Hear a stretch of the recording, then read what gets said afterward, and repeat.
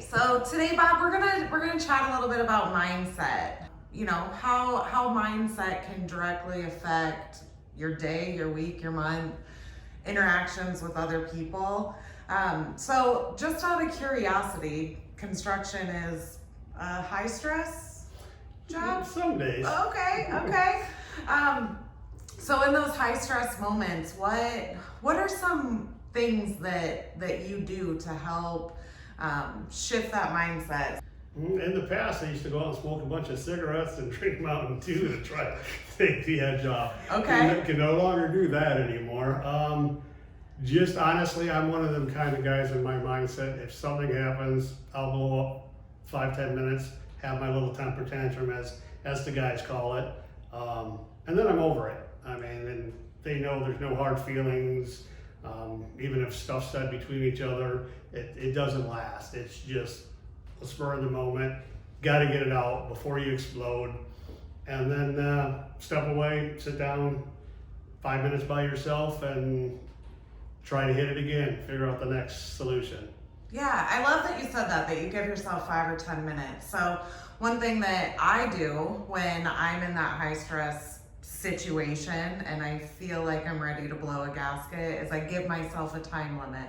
Okay, you can be mad for 15 minutes, complain, cry about it, do whatever you have to do, and then it's done and move on. So, Sure, self timeouts, I think is a yes, problem right now. So as the leader of the team, how do you help guide those situations? Because I'm sure you can see when they're starting to get to that point. Sure. I mean, as the leader of the team with the crew, I mean, you're not just, you guys work together all the time. Mm-hmm. So any of the ones that work with you, you work together.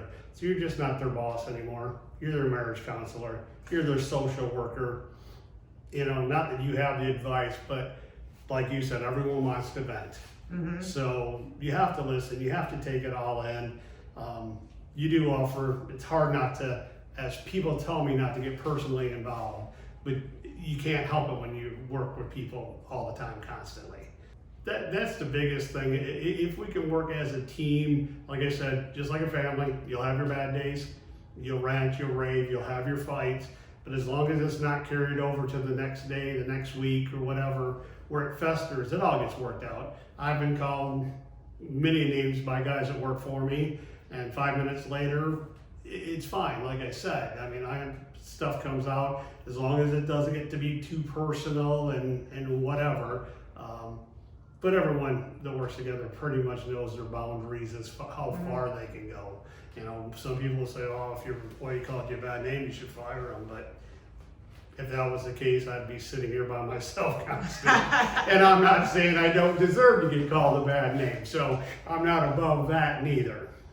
You know, that's the difference, though, with the culture that's been created with the Coluzzi construction, as well as Coluzzi Enterprises, Sell Now, Iowa, the office environment and the construction environment. You guys have done such a great job at creating this culture where if the world's ending in your employee's life, they can feel safe enough to come to you and vent or get that out so that you can help reset their mindset.